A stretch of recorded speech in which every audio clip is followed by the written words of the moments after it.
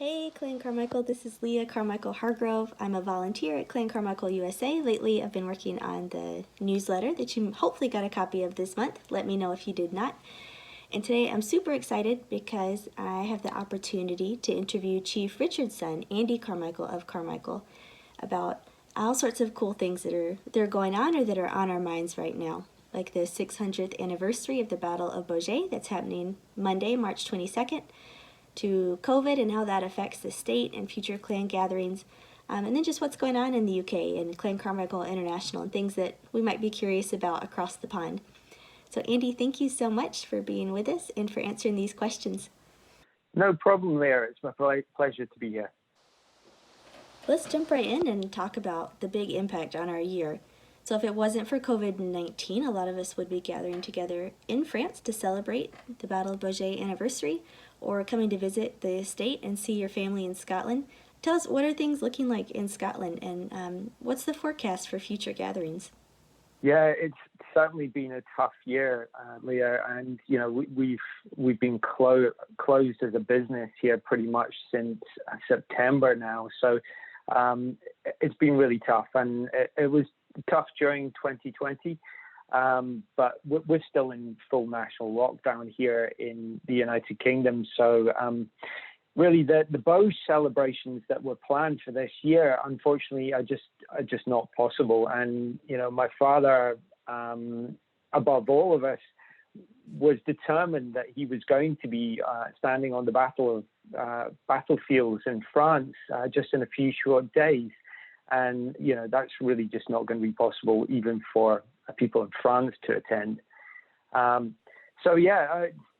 Thinking about whether a celebration can happen in the future, we've been waiting 600 years for this particular celebration, so it doesn't come round all the time. But we very much hope that in 2022, when hopefully things have calmed down a little, we can celebrate together at the clan gathering here at Carmichael in Scotland. Mm-hmm. I know your family's been hosting clan gatherings about every 3 years or so for a long time. I've never been to one, which I'm sad to say. What do they look like, and what goes into planning one?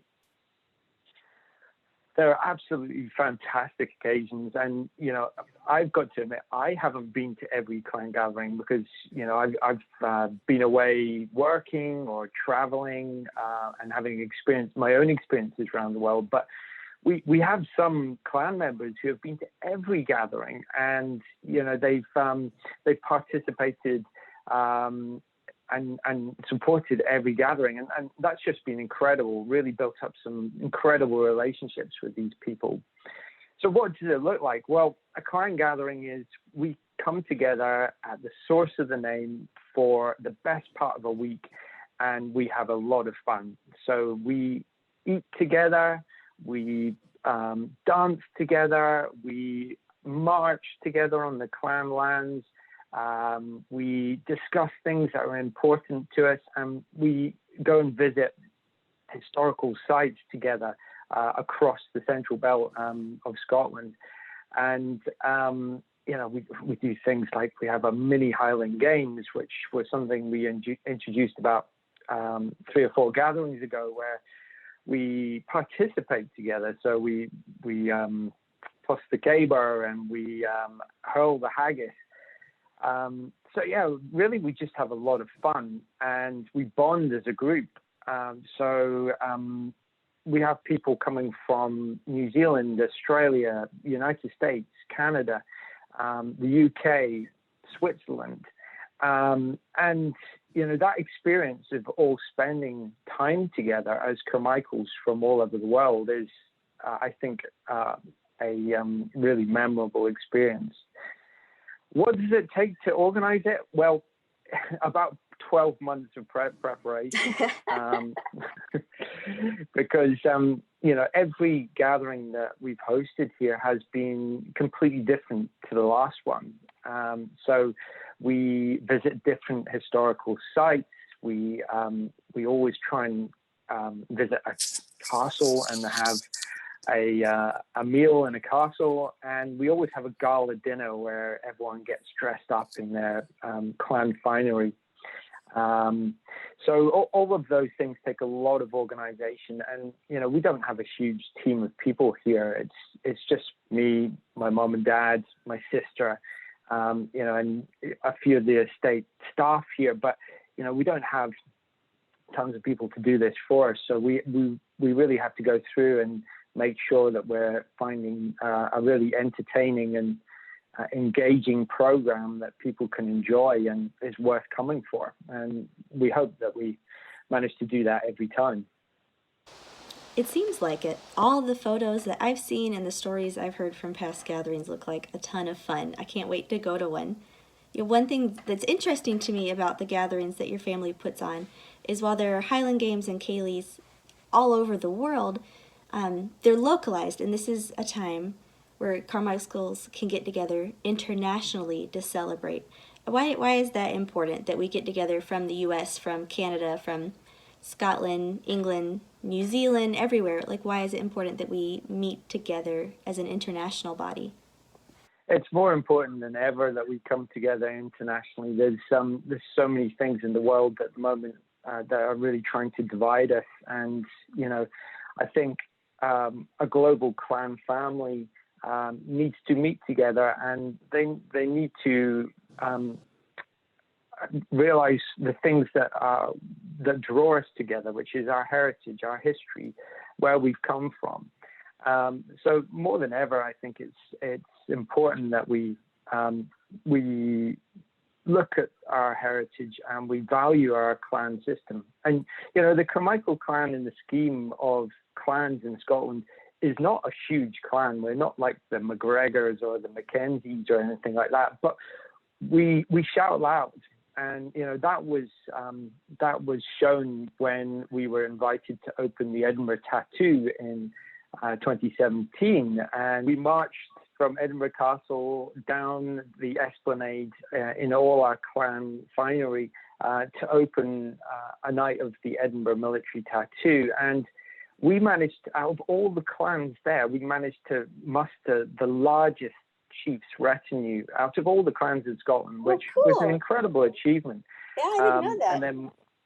And then my father shared a dram with the brigadier and opened the evening, and they splashed Carmichael tartan all over the Edinburgh Castle.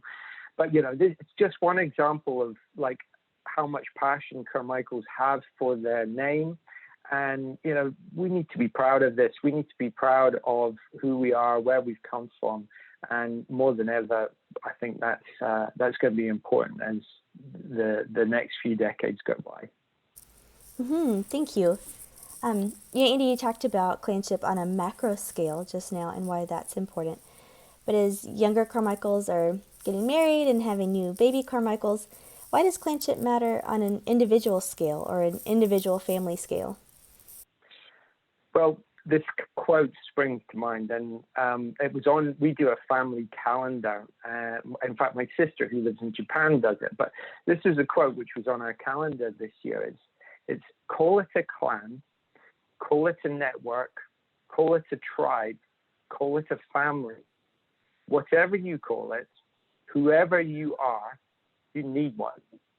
And I think this really resonates. We're only as strong as the people who are around us and the people that we network with, the people we call our clan, our network, our family. And, I think this kinship that comes with the connection of all being able to trace our roots back to one single place in Scotland is something that really should matter to us, because otherwise we are individuals floating in the wide ocean of the world. But we have one thing that connects us here. We have the source of the name. We have clan lands that are still occupied by Carmichaels, 1,000 years after the Kirk on the Hill was established. And that's an incredible thing that we can be proud of. And it's something that draws us all together. So I'd really like to see us trying to think about how we can continue to make sure that that's important, even as society goes in all the different ways that it's going, and really make sure that we think about how that matters and what that means to us going forward. I think that's a really beautiful point you make. It strikes a chord for me because in my job in North Dakota, I work with a lot of immigrant families, particularly from East Africa, and many of those families can identify to a tribal unit. And even if they're dispersed all around the world, they can point to a single village or region that they came from, and people are immediately united by that tribal connection and their shared cultures and customs and traditions and shared family names. And it's really interesting for me as a white American to sort of be able to share in that experience by benefit of being a Klan member. And I know for my kids, that's something I really hope to pass on, this idea that they know where they came from. And there are a lot of steps from leaving Scotland to ending up in North Dakota, but every step along the way was really beautiful and contributed to the story that makes my children who they are now, because it made me who I am and made my parents who they were. So anyway, I totally agree. Thank you for sharing that. And thank you for sharing this segment so far this morning. I'm really excited to continue our next segment. So thank you to everyone that's watching as well. And please click the link below to go listen to the second set with Andy.